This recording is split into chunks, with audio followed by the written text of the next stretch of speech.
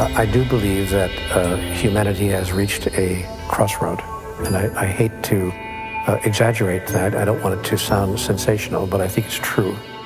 I think our species, the species of human beings, is coming to a place where we are deciding about ourselves. We are making a huge decision about who are we, who do we really choose to be?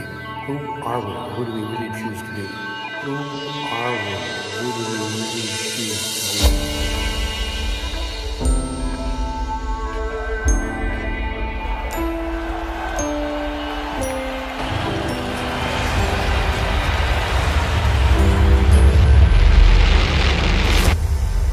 We imagine that the issue is a political issue. Then we say, well, it must be a financial problem. The problem is not political, it's not financial, and it's also, by the way, not military, obviously. Circumstances don't determine who you are, they reveal who you are. And the world that we live in now, the circumstances are changing so rapidly that we're being revealed. There's no such thing as a problem. A problem is essentially a transition. So I see the crises of today as a transition point for humanity.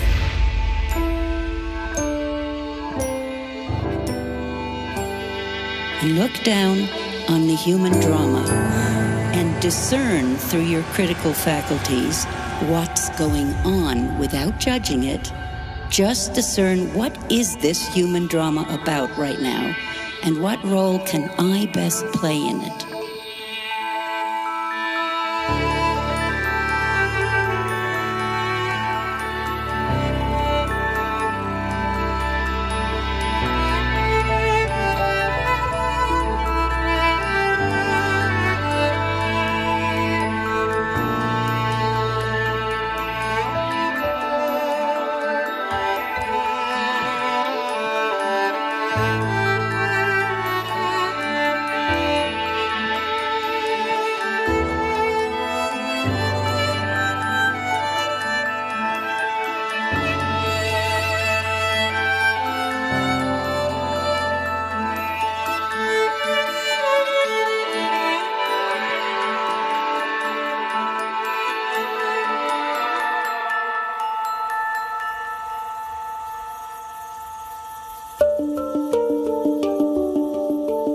The latest Global Risks Report published by the World Economic Forum presents an astonishing risks interconnection map.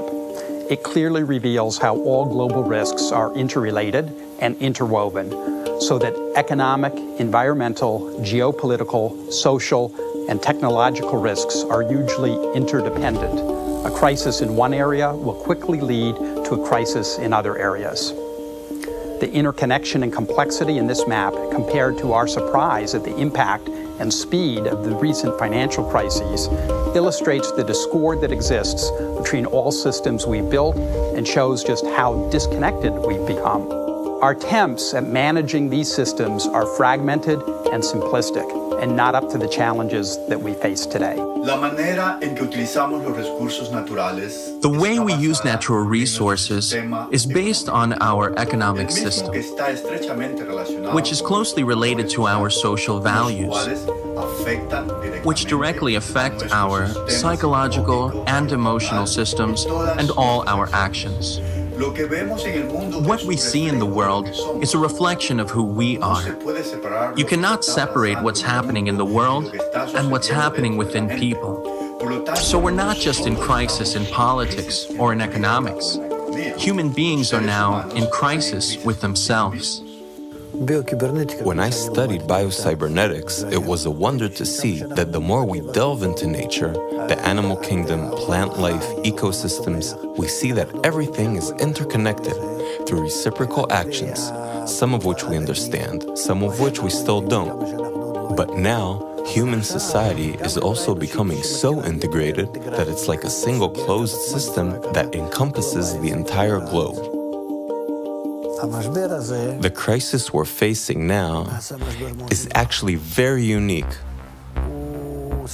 We are all closed together in the same system, and we can no longer do whatever we want in it.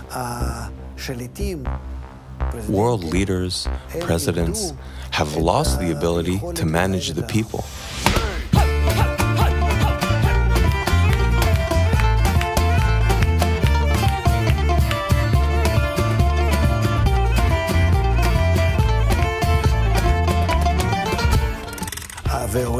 it's as though the world began to move without any reins, but rather according to a new law of interdependence, of connection, the law that is characteristic of integral systems.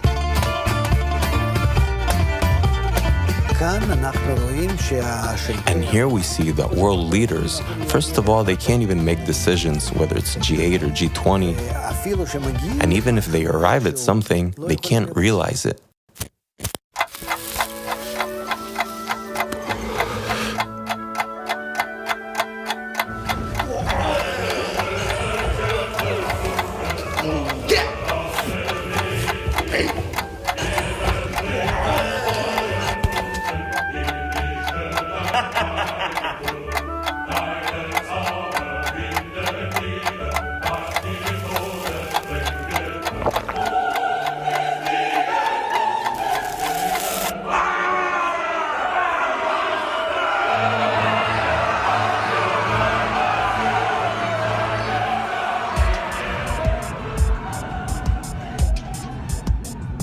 In science, we started as Newtonian physicists, and we started pretending like we are machines.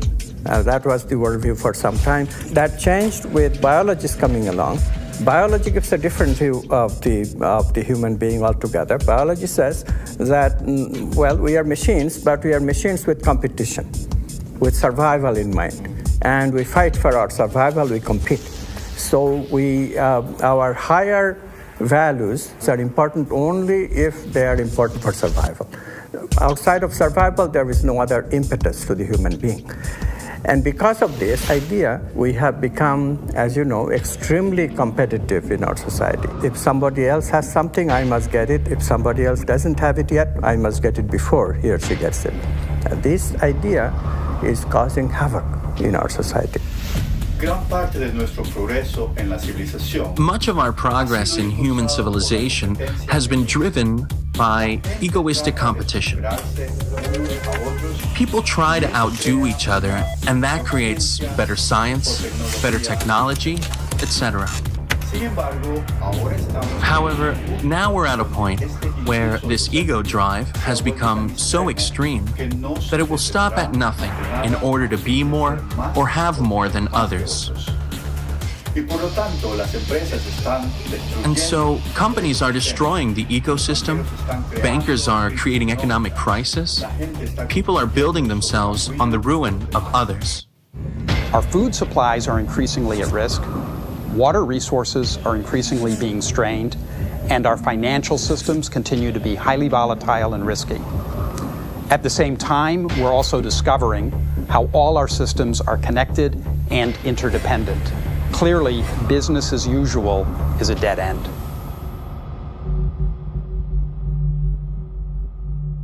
In the previous days and times, we've been involved, not exclusively, but largely, in the process of individual survival. How do I get through the day? How do I get through the week? How do I get through the month? In the 21st century, we're learning now that we can no longer concentrate on individual survival strategies, that unless we begin to coalesce those strategies and learn how we can survive collectively, that no individual is going to survive in the long run. Again, I don't want to be an alarmist, but I realize that we are facing a very critical time now. The separation theology that humanity has established through the years has created a separation cosmology. That is a cosmological way of looking at things that says everything is separate from everything else. And a separation cosmology has produced a separation sociology. That is a way of socializing with each other that says, I'm over here and you're over there, and our interests will not meet unless they do. If they do, we'll try to cooperate, but if our interests do not meet, if we have separate interests, I may just have to harm you. I may, in fact, just have to kill you.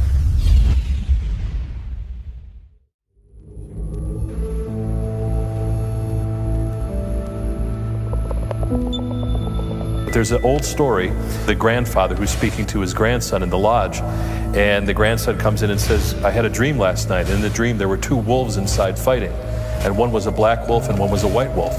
And the black wolf scared me, grandfather, and the white wolf made me feel hopeful. Which one will survive? And the grandfather said, the one you feed the most. And so to me, that is the nature of humanity, the nature of humans, is we have both. Which one we're going to feed the most is the one we're going to see in the world.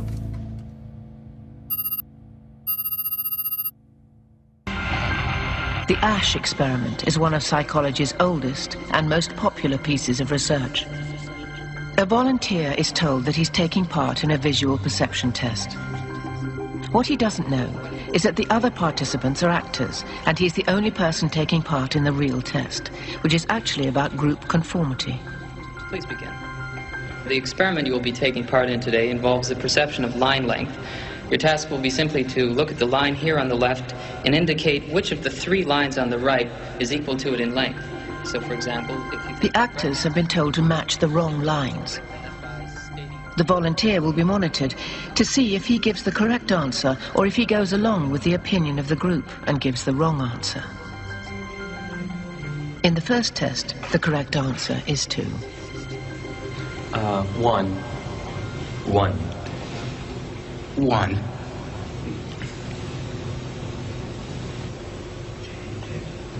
It's 2. 1. Once again, the correct answer is 2. 3. 3.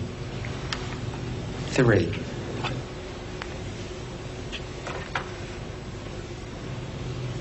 3. 3.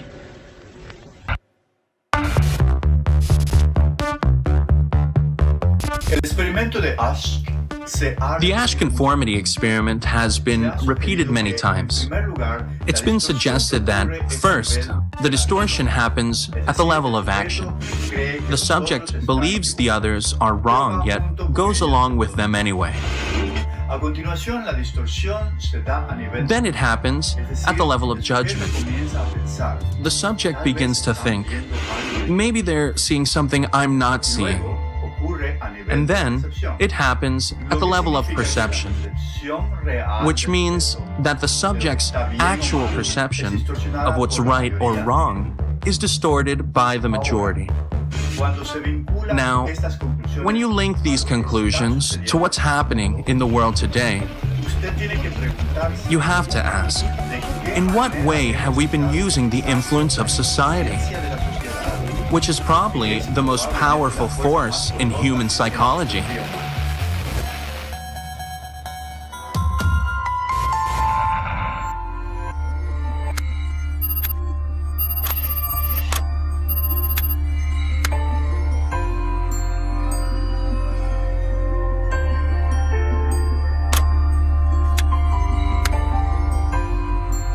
Over 40 years ago, I was cloning stem cells, and one of the first experiments just so blew my mind that it really changed the whole course of my education and my life. I put one stem cell in a culture dish all by itself, and that stem cell divides every 10 to 12 hours. After about a week to 10 days, I have thousands of cells in the petri dish, but what's most important is all these cells are genetically identical to each other.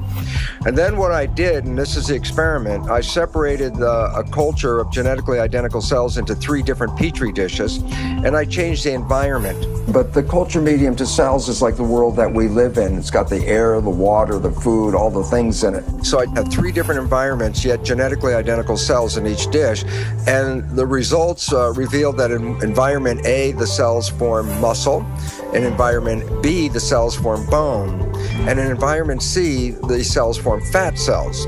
What was so profoundly important about this is if you ask the question, what is responsible for controlling the fate of the cells? What the experiment clearly revealed was that all the cells were genetically identical. The only thing that was different from one dish to the other dish was the environment.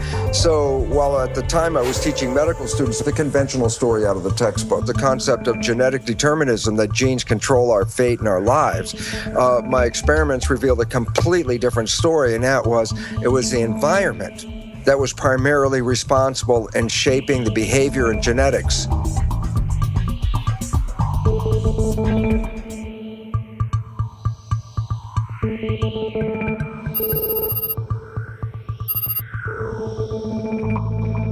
And there's new research out of Harvard Medical School about social contagion. And I think it's kind of obvious and intuitive that you catch the moods of people around you, but now they're finding that people get fat in groups, they get happy in groups, they quit smoking in groups.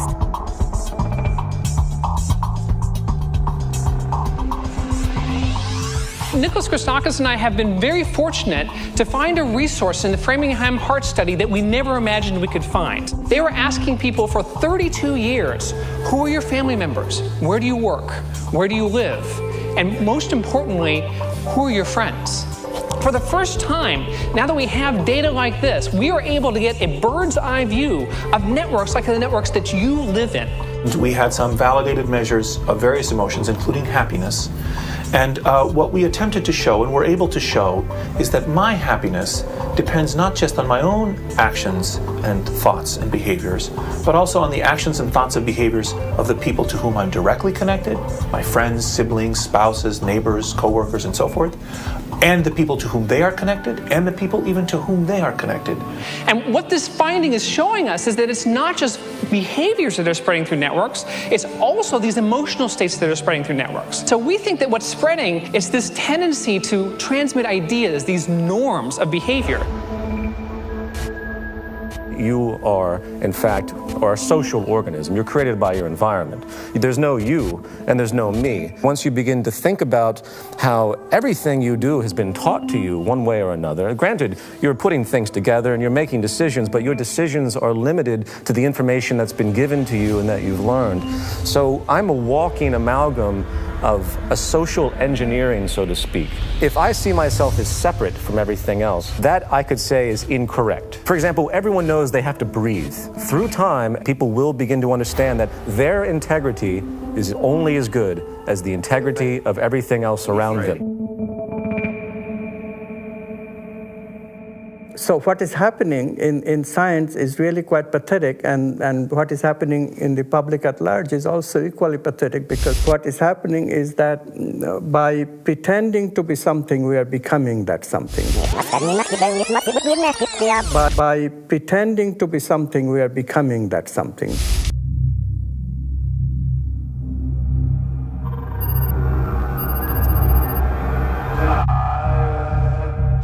I began to feel that I was losing my identity, that the person that I call Clay, the person who put me in this place, the person who volunteered to go into this prison, because it was a prison to me, it still is a prison to me. I don't look on it as an experiment or a simulation. It was just a prison that was run by psychologists instead of run by the state. In 1971, today's well-known psychologist, Philip Zimbardo, decided to examine what would happen if you take perfectly normal and healthy young students and create a prison-like environment within Stanford University and tell them, for the next 2 weeks, some of you will act as prisoners, and some of you will act as guards. One day into the experiment, a riot broke out. The guards began humiliating the prisoners. They used physical punishments. Some became extremely sadistic. The prisoners began to have emotional breakdowns. Some had to be removed from the study early, and after only 6 days, the experiment had to be completely shut down.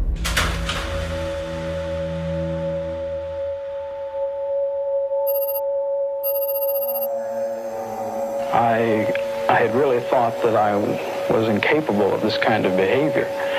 I was surprised, even I was dismayed to find out that I could really be that I could act in a manner so absolutely unaccustomed to anything I would even really dream of doing.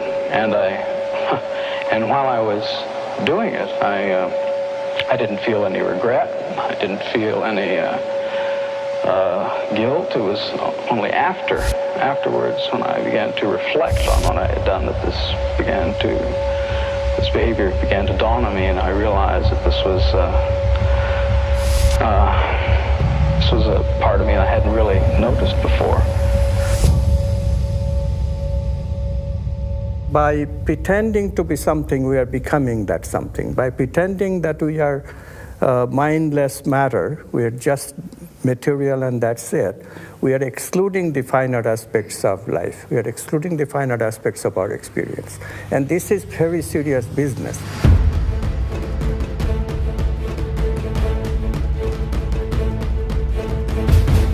If you take Darwinian theory, which says that we're in a competition and we have to compare each other as to where we fit, and you mix that with a Newtonian vision from physics that the primacy of the universe is found in the physical structure.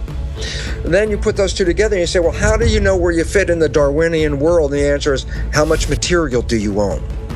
And so, evolution of humanity since Newtonian times was to extract the material from the planet so that we could have possessions. And that the possessions then were a reflection of where we stand in the hierarchy. If you're very low in the hierarchy of human life, you have nothing. If you're very high in the hierarchy of human life, you have money and possessions and houses and toys and all these things. So then you say, well, then who suffers from all this? Well, there's great suffering at every level, whether suffering in the physical planet or in the human civilization, there's suffering all over. In order for me as a human to prove my hierarchy, I have to extract the material from the planet. So what do? I mine the planet. I rape the planet of all of its possessions so that I can hold in my hand this chunk of gold and say, see how much I am worth, where is your gold?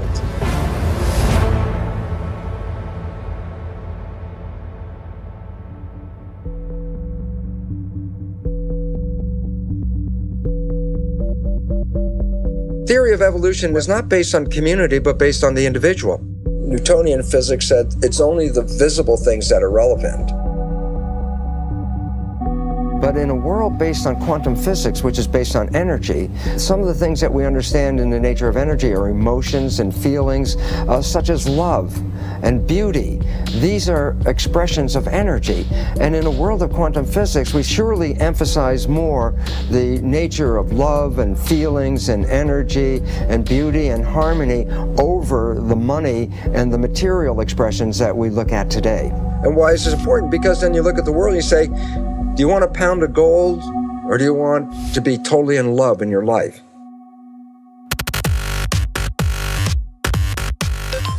This is a painting known as the Supper at Emmaus. And in the 1940s, when it was thought to be painted by Johann Vermeer, it was worth millions of dollars. It was perhaps literally priceless. It was in Holland, and it was one of the most renowned paintings in Europe. People would travel through Europe to see it. Until one terrible day when it was discovered that it was not painted by Vermeer at all, but by the great forger, Van Meegeren. In other words, it was discovered it was not this painting, but that painting. And all of a sudden, its value dropped to nothing. How you taste something is critically affected by what you believe you're eating. And this shows up in all sorts of ways. One nice finding involves children. How do you get children not just to eat their carrots and drink milk, but after they have the carrots and milk, to report that they tasted good, better than your normal carrot, better than your normal glass of milk? It's actually terribly simple to do this. This was done in a study a couple of years ago. You take them out from a McDonald's bag. They get people into a brain scanner, and as they're lying on their back, there's a tube going into their mouth, and they get to drink wine through the tube while their brains are being scanned. Above them is a screen where they can read information about the wine that they're drinking. Everybody drinks the same wine. If they think they're drinking the cheap stuff, they'll report, it doesn't taste so good, and they have a low-level neural response. If they think they're drinking 200 out of a $200 bottle, they say they love it, and the pleasure centers of their brain light up like a Christmas tree. This is John Cage's work. Comes under different names, but it's often called 4 minutes, 33 seconds, because it was a famous modern performance where the pianist is instructed to sit at the piano and be silent for 4 minutes and 33 seconds. Now, as you can imagine, this is fairly controversial, whether or not this is brilliant or just ridiculous. But my favorite fact about this is you can go onto iTunes and you can buy for $1.99 the entire thing of 4 minutes, 33 seconds, which is, of course, silent. And And I've read commentaries on this where people are outraged. They say, look, just turn down the volume of your computer and sit there for 4 minutes, 33 seconds. But psychologically, I think that wouldn't be the same silence. This is that silence from that performance. You know, it's astonishing to me that we don't realize we make this all up. We made the whole thing up. You know why gold is what the value it is? Because somebody said so. That's it. You know why the fuel costs what it is? Because somebody said so. Somebody speculates, somebody decides, there's a belief, enough people join in, this is what a thing costs. We've all decided this. So an awakening of, we're repeating these cycles and we're getting kind of tired of it, maybe we should do something different this time around, be something different. People are interested in processing meaning and values. We have to hear that. It's the society, the media especially, that puts ordinary people into this vain search of material goodies. Yeah. People didn't live this way even 50, 60 years ago. You know, this is just a very recent phenomenon, that if you have, instead of one cell phone, two cell phones in two pockets, then somehow you'll be better off.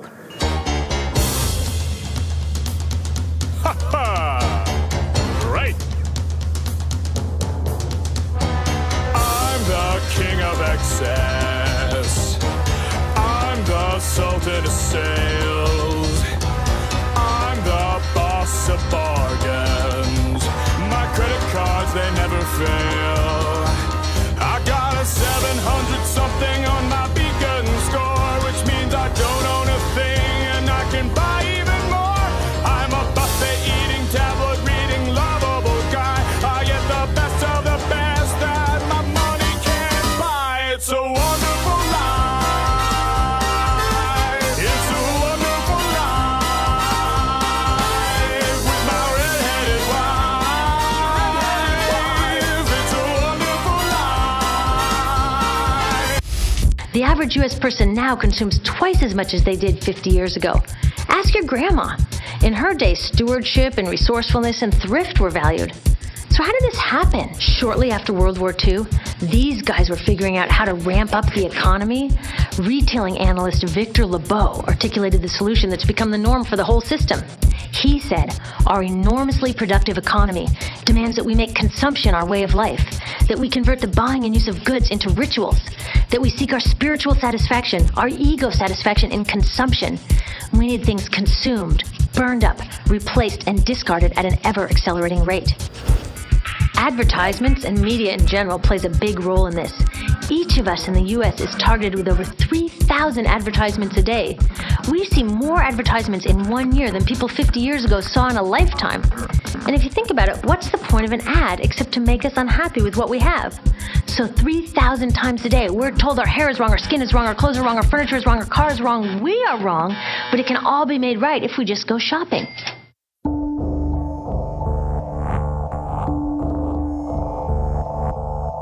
Mr. Rogers, who was the TV guy here in the United States, said the space between the television and the viewer should be sacred.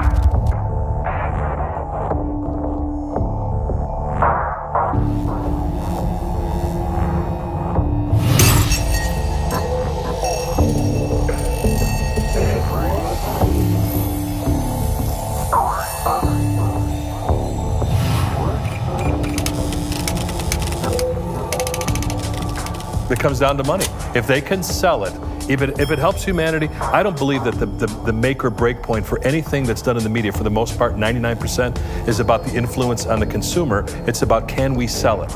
And if they could sell it and it's good for you, they'll sell it.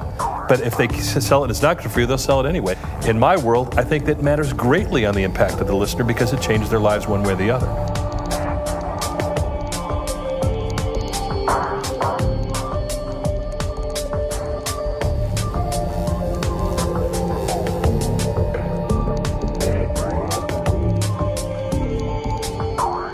Part of the problem is people are too focused on their own little world, their own little lives, what it is they want to accomplish, when in fact there's really nothing you can accomplish that feels quite as happy as doing it with other people. And so I think there's been too much of the entrepreneurial greed, me focus in the last few decades. And I do think that people have become aware that we're becoming more unhappy, not just in the United States, but all over the world. Depression rates are rising faster.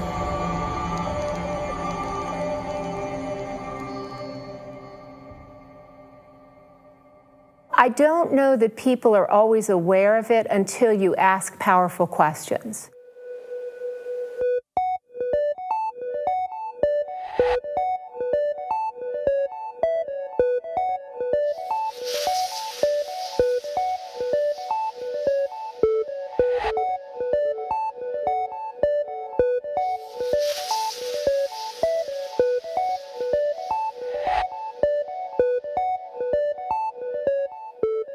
And the research is so interesting on this that if you ask college students what they aspire to, they talk about money.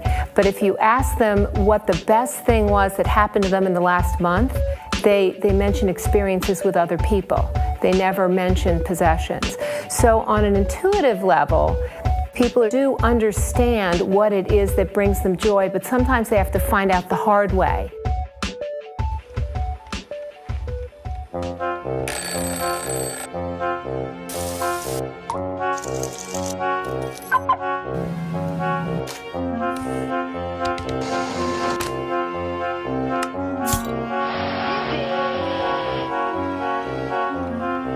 So we're in this ridiculous situation where we go to work, maybe 2 jobs even, and we come home and we're exhausted, so we plop down on our new couch and watch TV, and the commercials tell us you suck, so you gotta go to the mall to buy something to feel better, and then you gotta go to work more to pay for the stuff you just bought, so you come home and you're more tired, so you sit down and you watch more TV, and it tells you to go to the mall again, and we're on this crazy work, watch, spend treadmill, and we could just stop.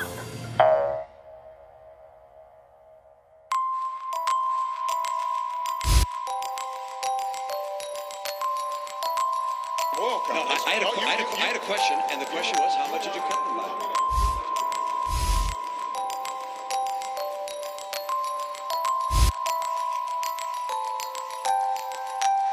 We have actually produced more oil. No. How much did you cut licenses and permits on federal land?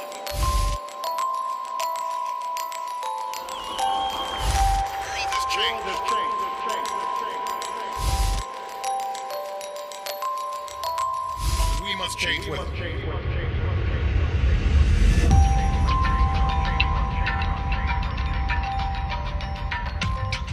I have written an open letter to President Obama, reviving that slogan. You know, during the Clinton presidential campaign, they had a slogan called, "It's the economy, stupid." For me, the slogan is, "It's the worldview, stupid." It's unless the worldview changes, unless the worldview acknowledges listening to the values, listening to the personal meaning of life and the social meaning of life, unless we do this, real change cannot come. So I wrote to President Obama, if you talked about real change that we can believe in, if you really want change that we can believe in, please help us to change our worldview. Well, the change of man is the key to changing everything else in the world. Without it, nothing will significant will change. What we need is not just patching up, not just solutions to current problems. What we need is a transformation, a fundamental transformation, which means a change of values, the change of thinking, change of consciousness, change in the way the human being thinks and acts. Worldviews affect the engine of civilization. It affects who we each individually think who we are and how we behave, and our moral sense, business. It affects everything. An experiment was done by 2 social psychologists where they did the following. They took a bunch of students and they had them read one of 2 passages. One of the passages was description of who we think we are. And the key phrase in this paragraph was, "You're nothing but a pack of neurons," that were basically all material substances, in which case everything you think you are, all of your thoughts and emotions and all of your interior life is nothing but a pack of neurons. And then they gave the students the opportunity to do a couple of experiments where they could cheat if they wanted to. And what they found was that the students who read the passage, "You're nothing but a pack of neurons," cheated significantly more. If your worldview says that there is no inherent meaning in anything, and ultimately the universe is a pointless object, and when you die you're dead and there's nothing else going on, then it changes your sense of, how do I need to live right now? Well, I should get everything I should get right now. I should cheat if I have to. Whereas if we had a different model, which said maybe you're part of some gigantic living system with some kind of inherent meaning and all the rest. It could have consequences not only for yourself, but for your loved ones and everyone else. All the problems that we're facing right now, they're not problems. They're actually questions. Who are we? Who do we really choose to be? How do we choose to relate to life itself?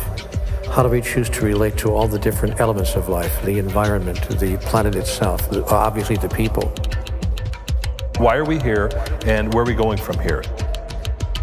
What is the meaning of my life? We're in a transition stage where the old answers are no longer sustainable, and that's why we're facing the crises we face. So there's a population in a state of flux saying the old stuff doesn't work, and we're ready for new answers that will create a newer, more sustainable civilization. Simple point, the old civilization is no longer sustainable, the answers are flawed, new answers are in, and we're in the moment of taking those new answers and weaving a new culture that will support those answers and support ourselves. At this critical point in time, we have to redefine what it means to be human. We have to choose a new identity, literally choose a new identity, and recreate ourselves anew as a humanity. Recreate ourselves as a brand new kind of living organism, a brand new kind of species, and recreate the organism as a cluster, as a group, rather than as a scattering of single individuals. We have to change our thinking about who we are in relationship to each other. We've been living in a competitive society for too long, and the world we see is the result, the ego, the competitive ego. What we have to do is learn how to cooperate and drop the ego and realize, again, that if we have people in one country that are very poor and people that are very wealthy, the wealthy are going to have to get big armies and big fences to keep those other people out. It's not going to work with the divisions of society that we have today and the stratification.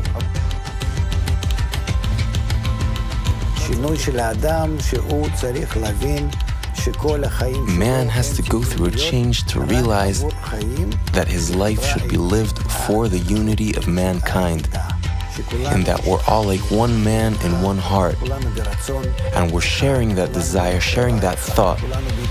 We're on mutual connection, making mutual concessions in reciprocity, like cells of a living body.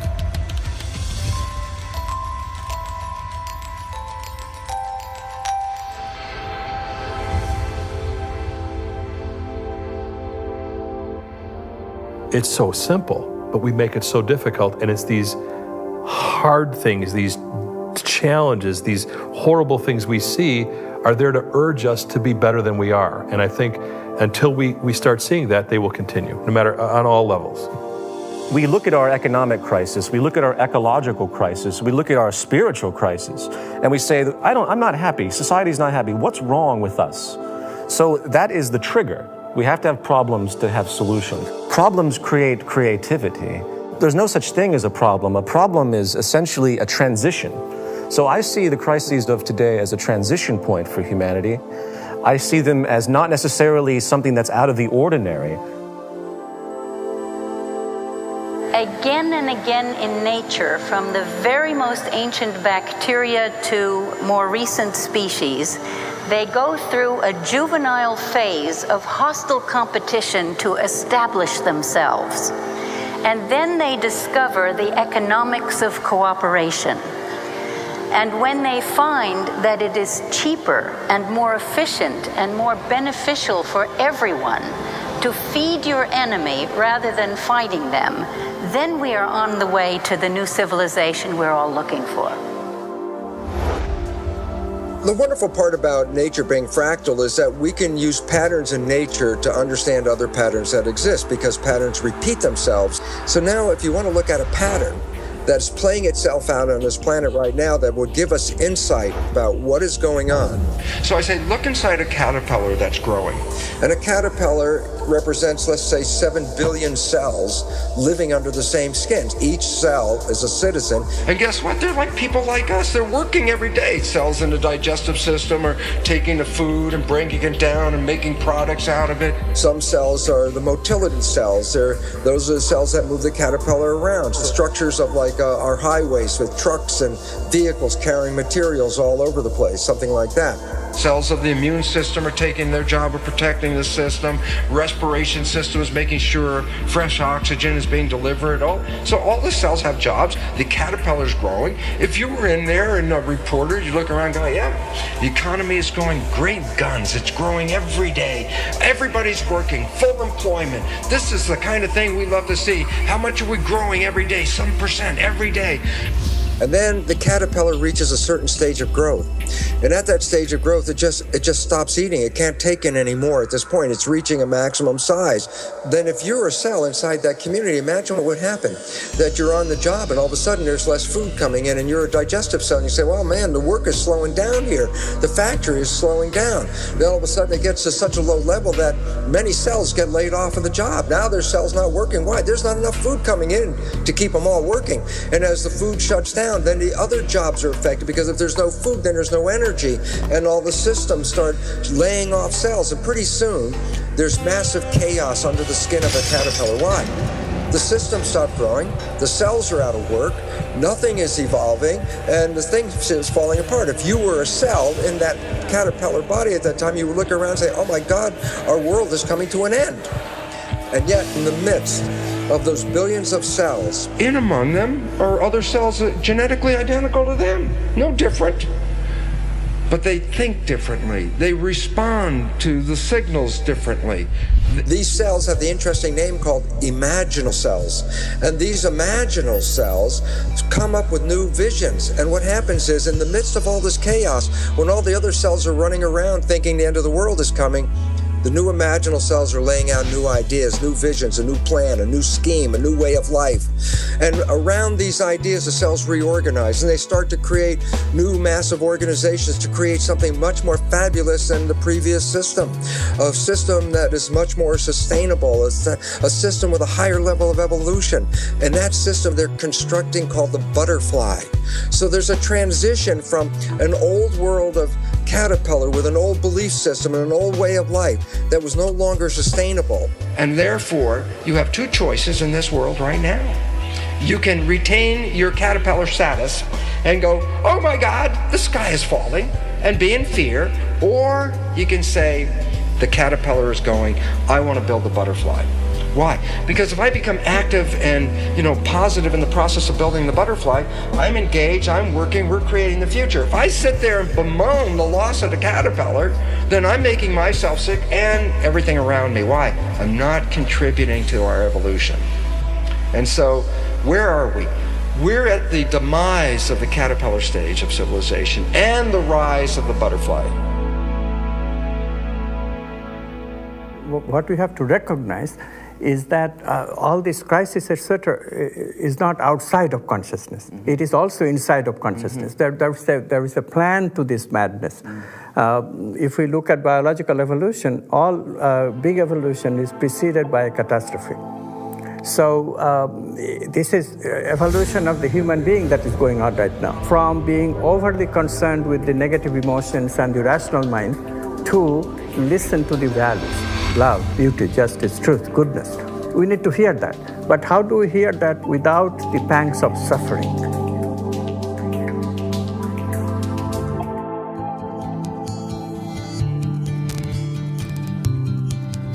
I believe the issue is, how can we cause the largest number of people to understand that we are in fact all one, to understand our unity?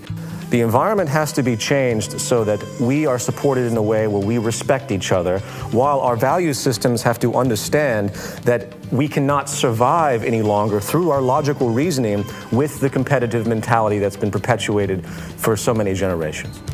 If the environment continues to reinforce this selfishness, it's going to be that much more difficult to climb out of it. So if we create an environment that helps us to have the courage to give, and it rewards and reinforces giving, then I think we'll move much more quickly into that type of bestowal mentality. What we're beginning to see now is the fall of all the major institutions, whether it's economy, politics, education, healthcare, every fundamental level of institution in the world. So there's going to have to be changes at every level. And it starts with education and awareness. Why? Because the knowledge we bought into of who we are and why we're here turns out to be archaic beliefs that are not supporting our survival. We have to go from our old limiting beliefs that brought us to the current state of the world, rewrite those beliefs so that as we take the next step forward, we do so with new awareness, new power, and a new understanding of where we want to go. So we need to change education. Just imagine what would happen if we changed our environment completely. What if we would constantly hear in the news, through art, entertainment, advertisement, that we're all interdependent, that we're all interconnected as one integral system? How would our world look like?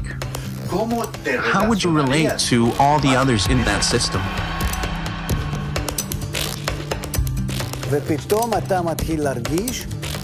You would suddenly begin to feel that you relate to others as somewhat close to you. You will be less concerned about how do I exploit the other, how do I manipulate others, take advantage of them. You'd begin to see that the other person is somehow close to you. You'll have some affinity towards the others, like they belong to you. You'll start considering them just like you think about your children or your family. You take them into consideration when you think about doing something in life. You think, how will it affect them?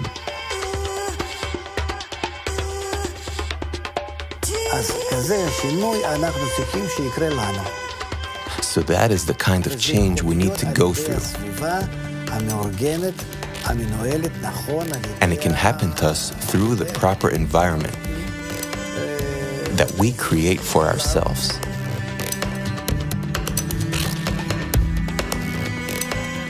Well, we have these negative emotional brain circuits of competitiveness and greed and jealousy and anger and what have you, but we can also create a reality in which we make positive emotions for ourselves and in our relationships, and we can create positive emotional brain circuits that we have created by voluntary acts of loving, deliberately, by practicing. That will then mollify the negative emotional brain circuit so we can overcome our base desires. We began to think of emotions as having a kind of collective identity, as if they're emotional stampedes in human populations, a kind of a quiet riot that is just below the surface at all times. Because when we mapped this network, we were able to find clusters of happy and unhappy people in the network, and we were able as well to show that happy people are able to influence others to become happy, and that happiness can spread from person to person to person to person. And it's this kind of view of the human superorganism that has really started to change the way we think about ourselves as human beings. We are connected. We are connected in ways that these other social species are, like schools of fish and flocks of birds.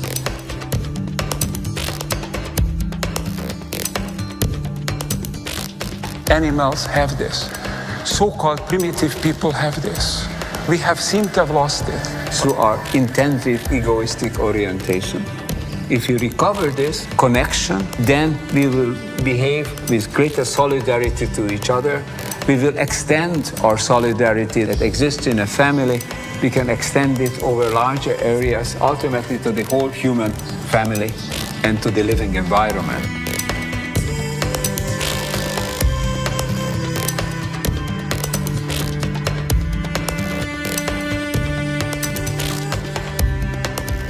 We can encourage people in all walks of life, in all kinds of organizations, to come to the notion of true global family and implementing the kind of world we really all dream of. What has increasingly been found is that the happiest people have vibrant social networks. They work hard at cultivating the relationships with other people. So it's the togetherness, the bringing people together that brings people the most joy.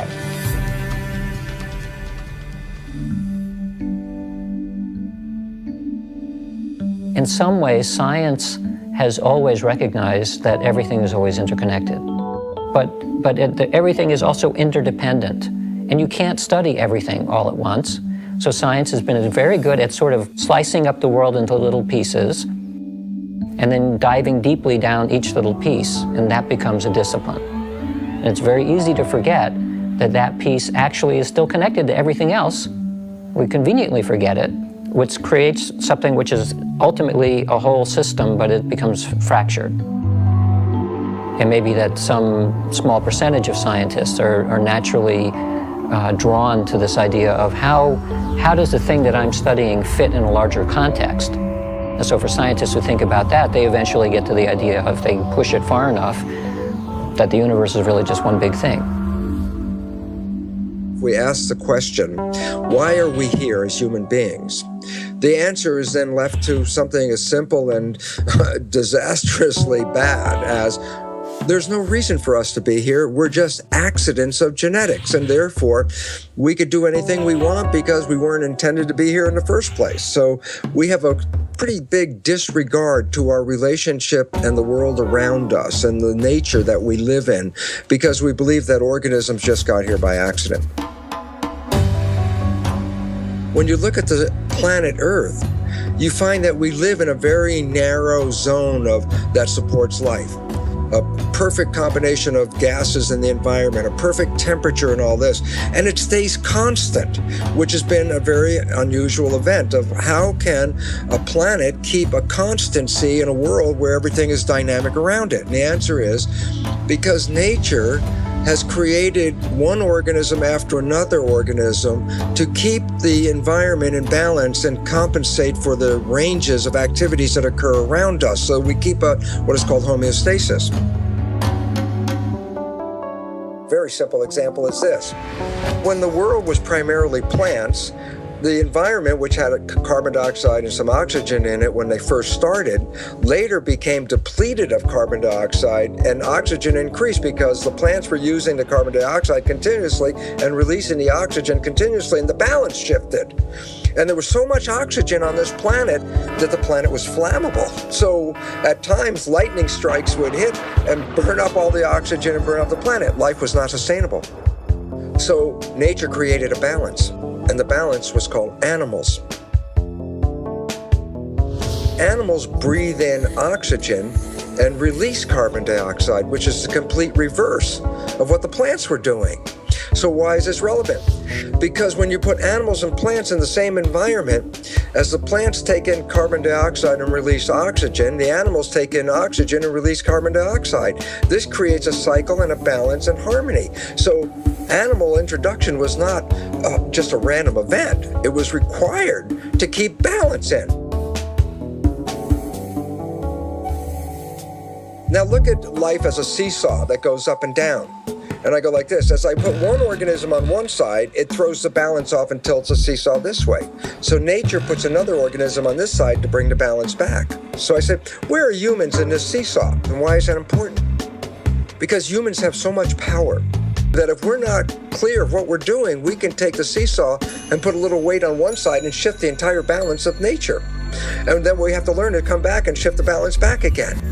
Well, without our awareness of how we fit into nature, we lost sight of the fact that every other organism has been involved in keeping the environment more stable. We weren't to manipulate the environment.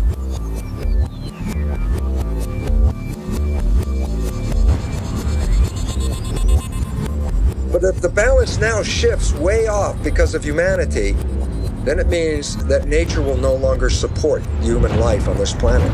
It says that we have upset the balance of the environment and are causing our own extinction. So the writing is on the wall. We have to work collectively to create harmony back in the environment. When we become aware of this, we can engage in that activity as the primary direction of human civilization.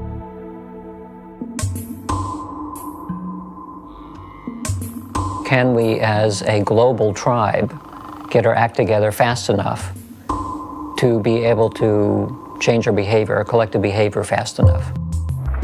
There is a great potential, because it's not that if everybody has to change at the same time. What we talk about is a critical mass. You don't know how many people have to change for it to spread. But the fact is that when people begin to think differently, begin to act differently, that has an effect on others, it spreads. Scientists at RPI have found that when just 10% of the population are deeply committed to an idea, their idea will always be adopted by the majority of the society. Now, what's interesting is their mathematical model shows that it's like a spontaneous leap. That is, below 10%, there is no visible progress. However, above 10%, the idea spreads like wildfire. I don't think it's going to occur first on the whole among the leadership, neither political nor business leadership. I think there are always exceptions, and there are very enlightened political leaders, the enlightened business people. But on the whole, these people have too much stake on the present system, and they are afraid of change, because their own base of power and wealth lies in maintaining the current system. So the change has to come from elsewhere. I don't think it can come from the very poorest people. The very poorest people, maybe 2 billion people in the world, try to survive somehow. They have to get the food and the housing and the job and the healthcare and the education that is a minimum requirement. We can't expect it from that, maybe 200-300 million people who are really the wealthy and the leading classes.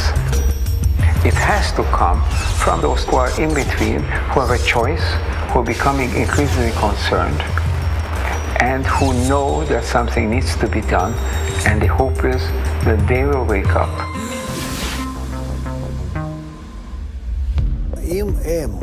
If there are people who are aware that the world must become integrated, then the question is, can they come together? Can they make the initial step towards this? I think the problem with global crises is that from each individual's point of view, it becomes difficult to know what do I do about it. When I say my ego and transform my ego, it's an illusion. How can I transform my ego when I'm dependent on so many other egos?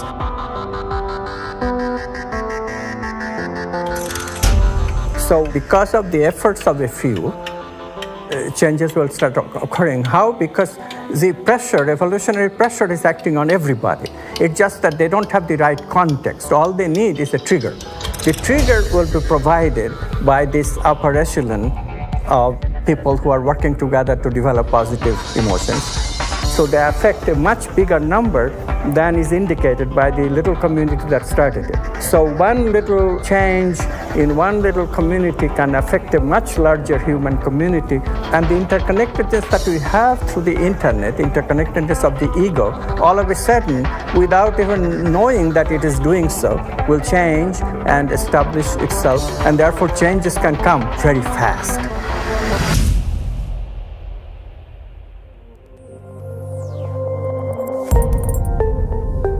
The basic idea is that there's this vast fabric of humanity stretching endlessly into the distance. I'm connected to you and you to others on out endlessly.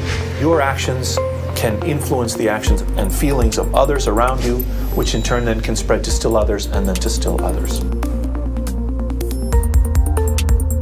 If you tell someone they don't influence anybody, they're not going to do anything. But if you tell them they influence 1,000 people, they'll change their lives. And that's why I think it's so critical for us to understand, first and foremost, how and why we are connected. Thinking people, they can see opportunities in this. So we have to do this collectively. We have to do this collectively through dialogues, first between two people, through relationships between two people, and then generalizing it to a whole family, to the entire community, to bigger communities, to the country, to the entire world. Change the society to recognize that we cannot do this by ourselves. We cannot do this alone. It's actually very simple what we have to do. It's just getting people to identify with it and see the benefit of what that offer is, the offer of working together, and how cataclysmically better life will be, right? Materially and spiritually. So. The lack of connection between people causes all the sadness in the world. No question about it. We are at Crossroads, and it's not going to be decided by fate. It's not a destiny. We have at a point where the future of humanity is going to be decided by how people think about it today and how they behave. Awareness, awakening, these are the key terms. We have a chance to change. One thing we have to recognize is that to change is no longer a question whether or not. Change is coming. The only question is whether it's coming unexpectedly and abruptly on us so that we can't do much about it, we become victim of it, or whether we can anticipate it, create those major changes that will bring about a better future. And that is the unprecedented task of the generation now living.